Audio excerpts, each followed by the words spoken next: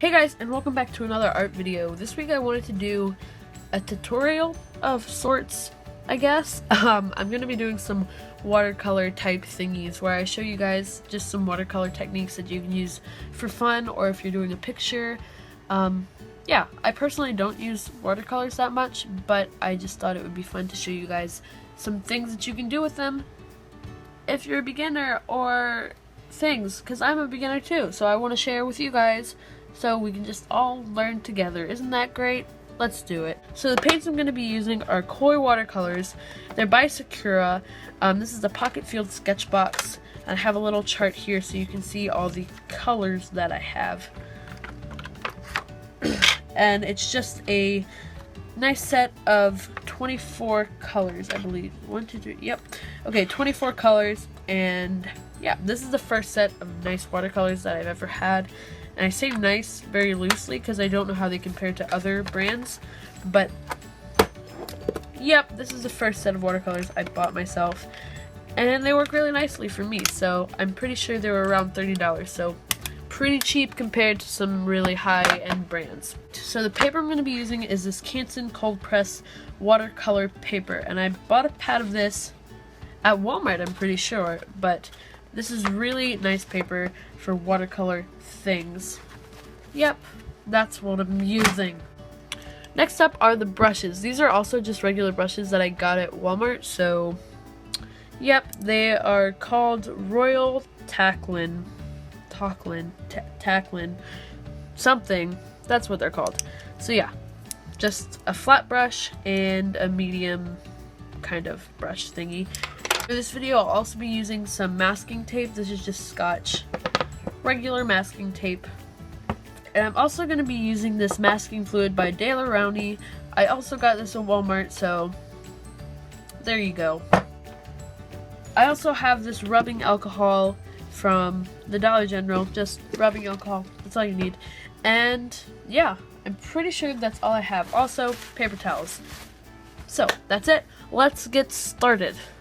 Okay, so before I start anything, I'm going to go ahead with my masking fluid and just paint on the design that I want to do, because that's going to take a little bit of time to dry. So I'm going to do that first. I'll see you guys when it's done.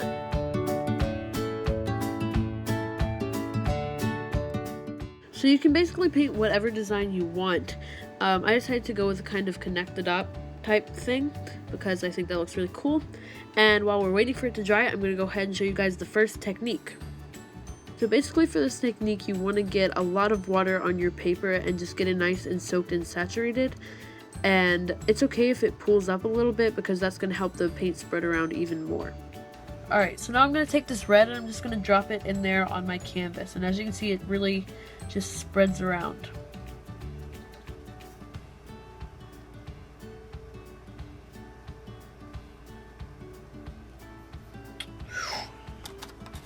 And then we're just going to keep doing the same thing with different colors, and hopefully we'll get a nice effect happening here. Now taking a blue and just dropping it on there, wherever we want to put it. And I can put more blue if I want it to look more concentrated.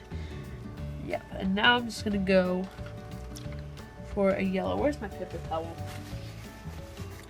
And now I'm just going to add a yellow color to finish off kind of this rainbow effect happening.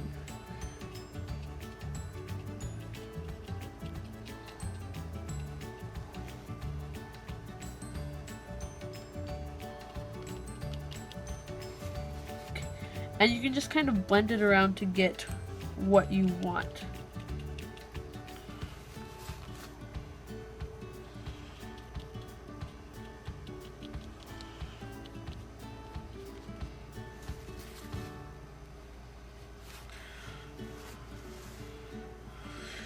Okay, so I guess this technique is pretty simple, and I just like how it looks. I guess it's kind of a tie-dye effect.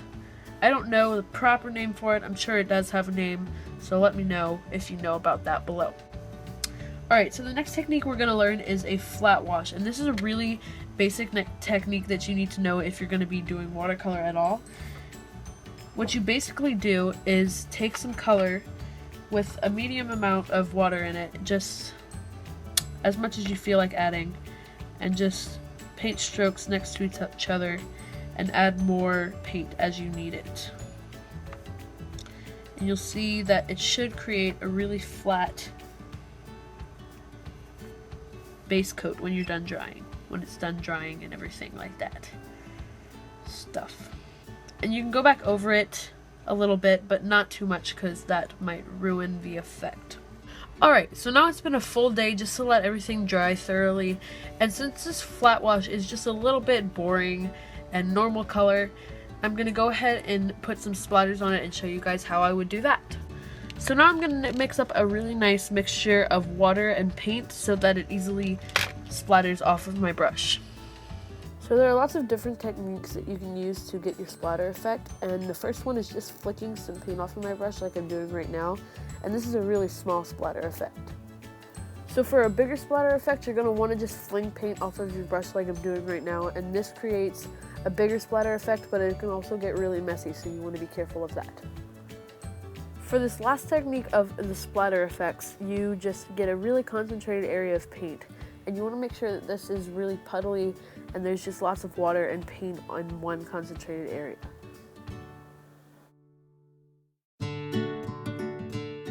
So as you can see, you should have a really concentrated puddle of paint and water. And now I'm just going to go ahead and blow on it so you guys can see the effect. And you can do this with a straw, but I decided not to.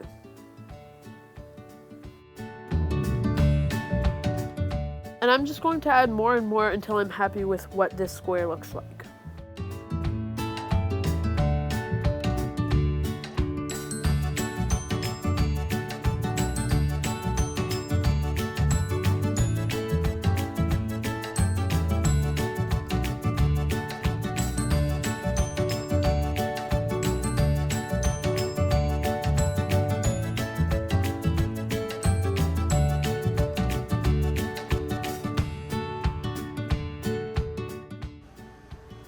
So, now that this is done drying, I'm going to go ahead and show you what I'm doing. And I'm going to kind of use this technique here to do the background for this, but the spaces that I painted with masking fluid are going to stay white. So you see what that looks like, and I'm going to do it right now. I'll see you guys when I'm done.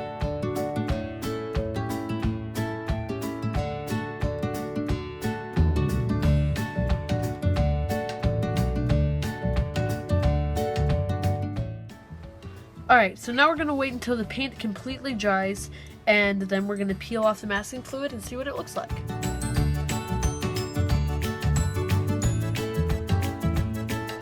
So as you can see, this is a very cool technique, and it can obviously be used for more practical uses, like if you wanted to paint a background but you didn't want to worry about going around the character or something like that.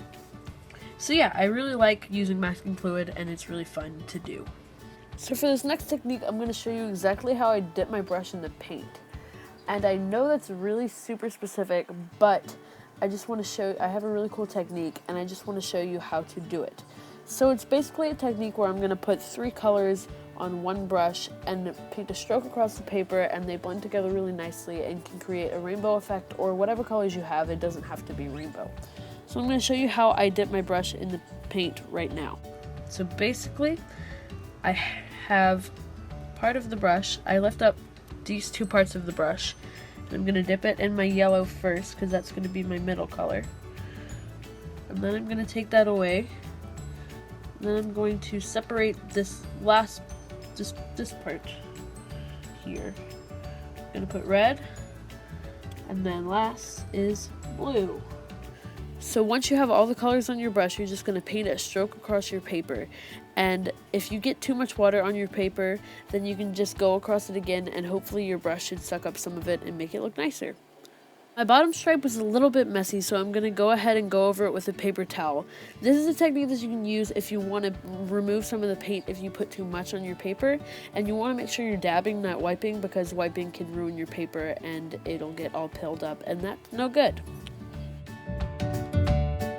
I'm going to now move on to the next technique, which is the last one, and probably my favorite, I would say. So I'm going to wash off my brush and just show you guys what I'm going to be doing. So since I have this rainbow theme going, I'm gonna kind of do a wet on wet technique, which is another mini technique that's going to be hidden within this, but it's with a twist. So I'm going to get this red. I'm going to start painting. So basically I'm just going to do multiple flat washes next to each other. So as you see, I have the red, and now I'm going to clean my brush and go in with this purple color. And if I paint directly next to the red, it'll blend together and create a really cool technique. It's kind of like the technique on the bottom, but just a little bit different because you're not putting down the water first. I'm gonna need to hurry because this requires the paint to be wet, and there needs to be lots of paint for you to see the technique fully. So I'm just gonna hurry up and do that. And then the last thing I'm gonna do for this technique is add some rubbing alcohol. And you may think, oh Brett, we've already seen this in your video with Copic markers and you made it run away. But this works 10 times better with watercolors, and I didn't know that. And I'm pretty sure I accidentally spilled it on watercolor or something, and that's how I figured out about this technique. And I know a lot of people use it, but I just didn't know about it. So I'm just gonna go ahead and show you guys because I think it's really cool and awesome. And you could paint kind of a tree or something, like some kind of design you could use with this. And it just works really well, and it just spreads the paint away, and you can really see what you were doing. I might cut this all out because I feel like I'm rambling, but I don't know. I just like talking a lot, so I just keep talking and talking. It's like, what are you saying, Brett? Shut up. I just think it's so cool to watch the paint go away. Look at that. It just all spreads out. It's a cool looking thing. Look at that.